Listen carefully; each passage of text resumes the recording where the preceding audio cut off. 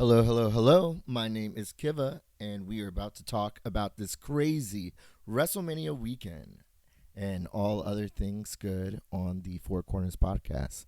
So enjoy the intro hook. Stay tuned. We'll get started in a second.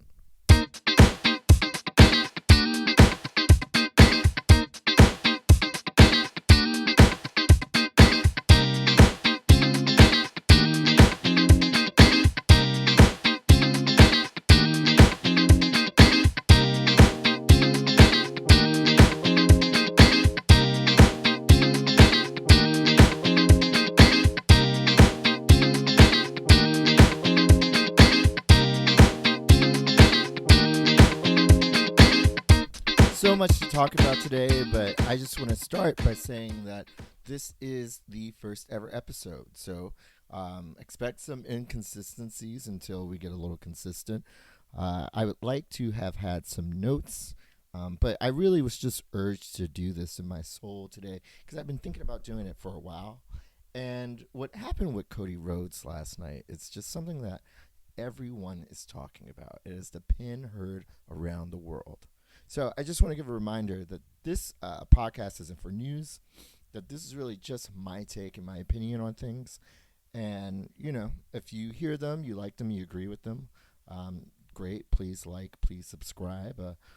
And yes, let's keep going about those feelings about last night because, wow. So for those of you who do not know, Cody Rhodes was one of the founding members of rival company AEW. He left. He was the first major star to leave that company and then come over to WWE or back to WWE. And there was there was speculation about what his contract was like and, what that process was to get him to leave. And so many times in interviews, he ultimately made a reference to winning the WWE Championship and also his family. So we know he has Brandy and he also has his daughter. Um, so, we're thinking Cody has a sweet deal. And when you see his push, I mean, this is the most massive push that anyone could get, coming from an outside company, just coming right into WWE. I believe AJ Styles also had a good push like this coming from outside of the company.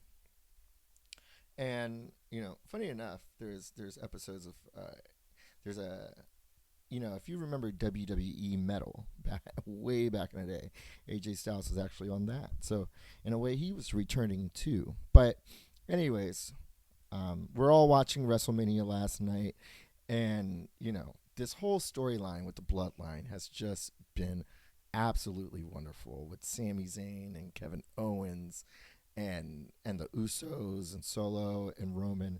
And Roman is approaching 1,000 days as champion, but at the same time, does that number mean anything? Maybe they'll make it mean something. But last night we all just thought things were going to go differently. I mean, I know a lot of people were. I really don't believe that many people thought that Roman was going to retain. And lo and behold, when that third count hit the mat, I just stared and I was trying to process everything in my head because I could not believe that I was seeing what I was seeing.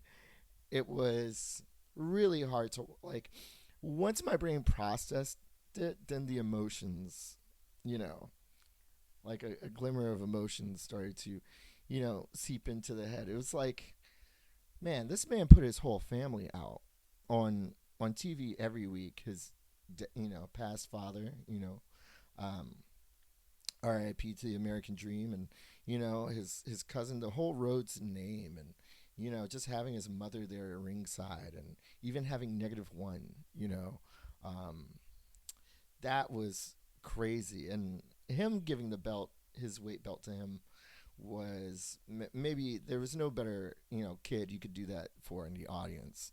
It was a great surprise, and I'm glad that -1 was there to get that belt. We never really saw the camera um, focus over to Solo Sokoa to take that belt away from him and then use it on a Cody later in the match, and that was when Solo got ejected. But and that's funny that we didn't see that visual. I felt like there was some questionable camera work, but I feel like maybe there were some nerves.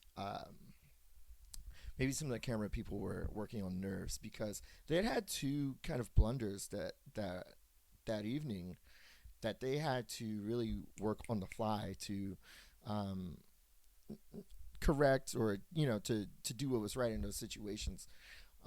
Being that was in a live event, the first was Shane McMahon tearing his quad, unfortunately, and I think my reaction is similar to many others' reactions, where there's just something so hilarious about the moment, and you feel bad for feeling that way because you don't want to laugh at somebody else's expense or someone else's pain, especially when they're injured.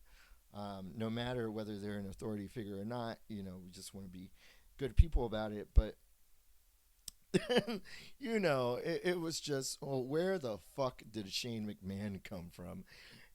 Because there was nothing that or required Shane McMahon being there, and it was just for like pure shock value, really, and to see that happen with the Miz, that exchange, just man, this fake match that couldn't even last 2 seconds because Shane goes down from his quad. Oh boy, Snoop Dogg really saved the day there, and it's like one of those moments where I bet you they did not realize how much they love Snoop Dogg. Even Triple H in the media scrum afterwards was like, my level of respect for Snoop Dogg has gone so, high. It's been raised levels. There are news outlets calling him the MVP of last night. So that was the first blunder, and then the second one was during the Hell in a Cell match with Edge and Finn Balor, which I won't talk about on this episode, but I am probably going to do a recap of night 1 and night 2, so you can look out for that. And yeah, so basically Edge slams a ladder at Finn Balor, and I don't think it's a spot that has no one's ever seen before, but it just happened to hit Finn the wrong way, and he actually had to get stapled right there in the ring. And so Edge does the distraction by getting the weapons from under the ring. So I don't know if they were on their A game when Solo steals the belt, but that seemed like it would have been a great heel moment to catch. But whatever.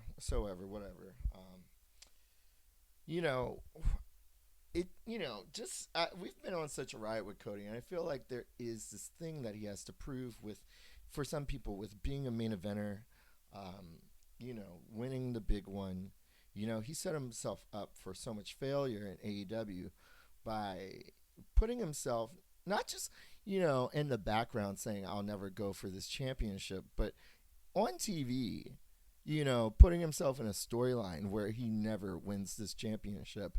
And maybe he's just a masochist, maybe he has this thing for just never winning the big one, but putting himself in these situations where he's expected to be the hero and then he fails. It was terrible to watch. It was heartbreaking.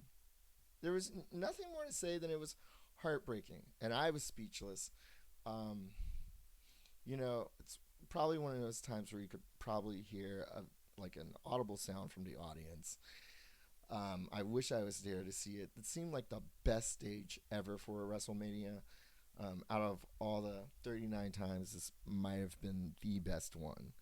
It was that stellar, that amazing. And, Triple H, and this is where I was going to go next. Triple H was in the media scrum, and he got some questions about the booking decision and creative. And,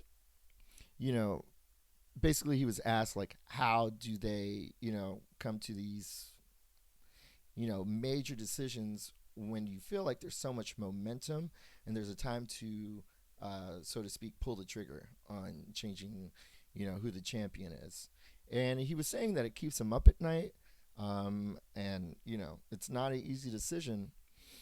But, I was with him mostly. And granted, I'm a little biased. Triple H is my favorite wrestler of all time. But I was with him kind of till a moment. um, where I kind of wasn't being satisfied. Um, it was like, what was he saying? You don't know that it would have been great, and I have to call bullshit on that because I think we all know it would have been great. And anytime you can just have a new face after 3 years and just start doing new matches and new feuds, um, I would have been really curious to see um, Rhodes and Bray just because of the finisher, but um, it would have been interesting and just like a new change of pace, refreshing to see a new champion go against new challengers. Do I think that they can extend this bloodline, story some more? Sure, I'm sure they can. At this point, I don't mind. I feel a lot better than I did yesterday, but um, who knows? Maybe like, does it's kind of like it's a slight version of if a bear shits in the woods, right? Like if Cody doesn't win the WWE Championship at WrestleMania, you know, will it ever be as big of a moment as it could have been last night? I am not sure about that one. I think it just depends on how badly people want him to have it and where it is. Maybe SummerSlam could be that occasion. Maybe WrestleMania Backlash can be that occasion because they call it WrestleMania Backlash. So they've like added that bit of marketing to it. So you think, you're in that kind of post WrestleMania mode, but you're still, um, I don't know, spirits are still high. It's not just like Money in the Bank or Clash of Champions. It's, you're still riding the WrestleMania high, if you will. So we'll see how all of that goes. I'm curious to know how other people think, so I'll probably be crawling the web to see some opinions. But this is just one episode on, oh my gosh, what a Shattered Dreams production. And that's the other thing, right? So I find it ironic.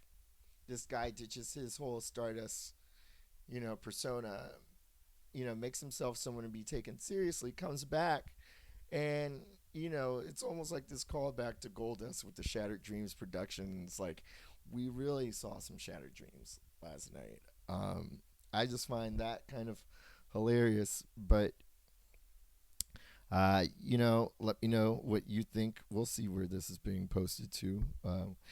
But yeah, I guess we'll find out what's next to come at Raw after WrestleMania. So until then, enjoy. I'll probably be putting up another episode or another recording for my review of all of WrestleMania. So for nights 1 and nights 2, so that'll either be in one recording or it'll be split up. But a very memorable weekend for sure. So until we meet again, take care of yourselves, and I will see you soon, or you'll hear from me soon. Yep. Peace.